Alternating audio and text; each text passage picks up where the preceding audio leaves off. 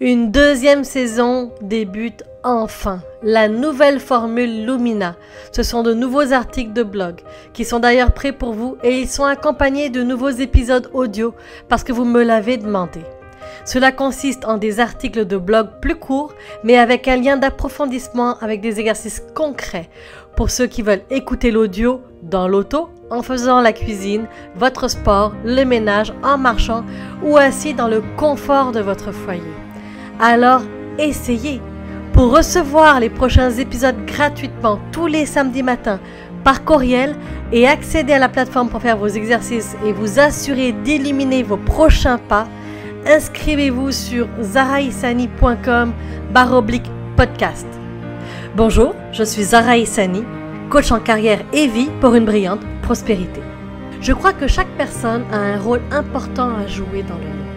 Mon rôle à moi, c'est de vous aider à briller dans votre carrière et dans votre vie, à dédramatiser les situations difficiles, à clarifier les relations, à insuffler l'action pour plus de liberté et de légèreté, tout cela pour être encore plus connecté à votre pouvoir et lumière intérieure pour mieux vous positionner dans votre carrière et dans votre vie. Comment je fais ça?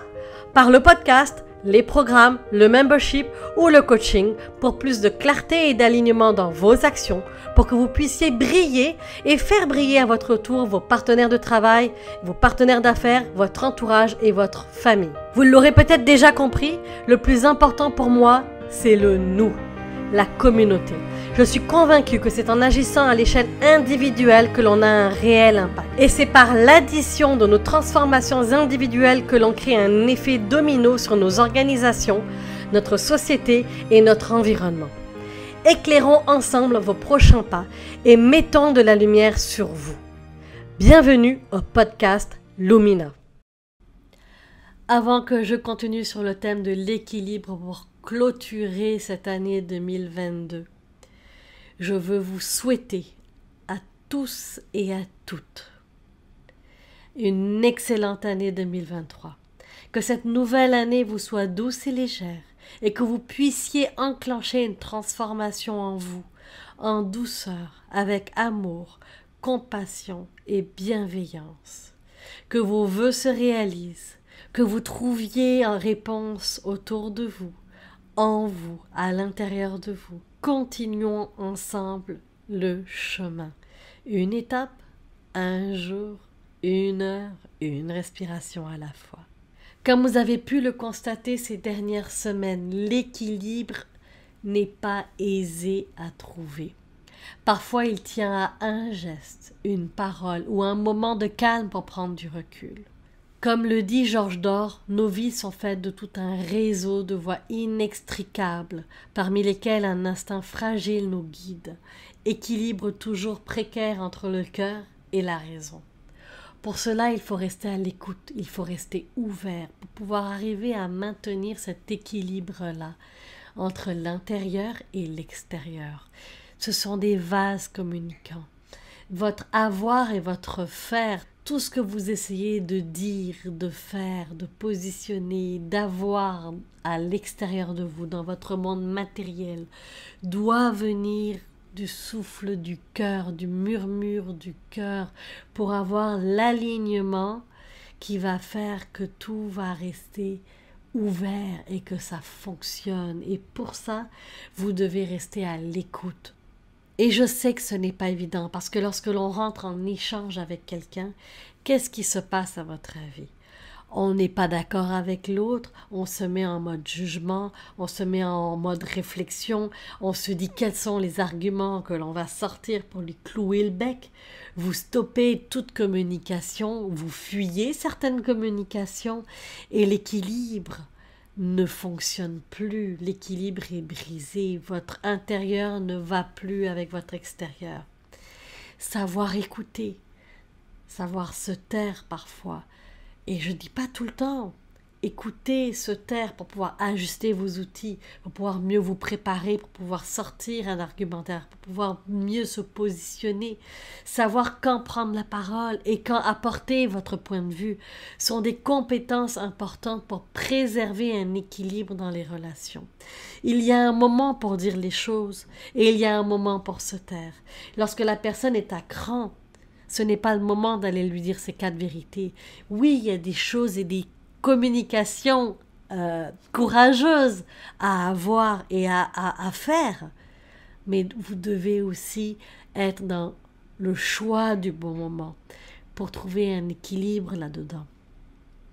Et il en va de même pour savoir respecter aussi la vérité de l'autre, même si elle va totalement à l'encontre de ce en quoi on croit. Et je vous amène sur la vérité. La vérité de l'autre, c'est sa vérité à lui. Votre vérité à vous, elle est tout autre. Chaque personne a sa vérité. Chaque personne choisit de croire ou de ne pas croire en quelque chose en fonction de ses croyances, en fonction de son vécu, en fonction de son filtre. Lorsque vous débuterez cette année et que vous allez souhaiter la nouvelle année aux gens autour de vous aujourd'hui, regardez la personne dans son entièreté et réalisez et dites-lui qu'il est parfait dans sa manière d'être et mettez-vous dans cette position de vous trouver parfait dans votre manière d'agir et d'être. Et vous allez voir que vous allez vous accueillir et vous accepter tel que vous êtes. Vous allez accepter la vérité de chacun et votre vérité à vous. Vous faites aux autres ce que vous vous faites à vous. Plus vous allez être dans la compassion de voir qu'il y a des choses à transformer à l'intérieur de vous, plus vous serez capable de réaliser que l'autre a réagi et a peut-être mal agi, mais il a réagi en fonction de ses filtres, en fonction de ce qu'il a appris, de ce qu'il a vécu, et vous allez être beaucoup plus dans la compassion de l'autre. Imaginez que vous assistez à une présentation. L'intervenant est vraiment passionnant et vous avez plein de questions à lui poser. L'interrompez-vous pendant sa présentation pour poser vos questions en contexte ou attendez-vous la fin? Lequel de ces 2 comportements est le plus respectueux selon vous si on part du principe que l'intervenant n'a donné aucune consigne? Vous pensez avoir la bonne réponse? Eh bien, je suis désolée, mais les 2 sont bonnes. Et elles sont bonnes parce qu'une personne qui a une question à poser, elle a besoin d'une réponse maintenant, sinon ça va rester dans sa tête toute la présentation et elle n'écoutera plus. Tandis que l'autre va prendre le temps de la noter et va revenir là-dessus à la fin. Qu'est-ce qui cause ces différences de point de vue à votre avis? C'est votre bagage, ce que vous avez mis dans votre baluchon depuis le début de votre vie jusqu'à aujourd'hui. Et je parle ici de vos croyances, de vos peurs, de vos doutes, de vos expériences, de votre éducation, de votre culture, de votre tradition, de vos religions. Tout cela mis ensemble vous donne une certaine vision du monde qui ne correspond pas à tout le monde. Alors quand vous dites que vous savez quoi faire ou quoi dire, eh bien gardez en tête que cela s'applique à vous seulement. En plus, il y a de grandes chances que l'autre aussi pense la même chose. Et il a raison. Il sait pour lui, comme vous savez pour vous. La vérité, elle est pour vous. Après, c'est de le communiquer, de le dire, d'échanger avec l'autre. Si vous restez tous les 2 convaincus du bien fondé universel de vos propos, alors ne cherchez pas. Il n'y aura pas d'échange possible, juste une guerre d'ego. Ôtez vos lunettes roses, grises, bleues. Essayez de vous mettre à la place de l'autre personne. Demandez-lui qu'est-ce qui fait qu'elle voit la situation de cette manière. Quelles sont les expériences qu'elle a déjà vécues par rapport à ça. Allez comprendre, essayez de comprendre son point de vue. De cette manière, vous n'avez plus le nez collé à l'arbre, soit le nez collé sur vous uniquement. Vous avez une vision plus large qui vous permet de comprendre l'autre, de voir la forêt. Et entendez-moi bien, comprendre n'est pas adopter ou être d'accord avec l'autre. Comprendre, c'est prendre en compte l'autre, sa vérité et accepter qu'il puisse penser différemment sans que cela ne vous fasse vous sentir en danger, illégitime ou anormal ou diminué. On n'est pas en train de dire qu'on est moins en accueillant l'autre. Ce faisant, la pression diminue et la communication peut se faire à un niveau beaucoup plus simple, de cœur à cœur, plutôt que d'ego à ego. Bon, après, c'est à vous de voir, mais si vous vous voyez dans cette colère et dans ce vouloir contrôler la conversation, on a un chemin à faire encore plus loin ensemble, c'est sûr, pour pouvoir tamiser, diminuer cette frustration et cette colère-là dans la conversation. C'est ok, vous avez le droit de dire les choses. Et je le sais, il y a beaucoup d'entre vous qui me disent « Zara, j'ai jamais appris à dire les choses et maintenant que je les dis, mais ça sort croche. Ça, c'est encore quelque chose à travailler parce que c'est sûr que quelqu'un qui n'a pas eu la chance ou l'opportunité de donner son avis ne sait pas le donner. Et donc, l'échange avec l'autre est plus difficile, se positionner est plus difficile et c'est totalement une autre paire de manches, j'ai envie de dire, à travailler, un autre angle et point de vue à aller travailler. L'important aujourd'hui, c'est de réaliser que vous voulez arriver à trouver votre équilibre. Alors dites-moi dans l'action du jour, dites-moi sur la plateforme et laissez-moi un commentaire, vous savez que je vous lis. Dans quelles circonstances avez-vous du mal à garder ou à trouver votre équilibre? Est-ce que c'est avec l'échange avec les autres? Est-ce que c'est dans votre travail? Est-ce que c'est avec un collègue de travail? Comment et où vous perdez cet équilibre-là?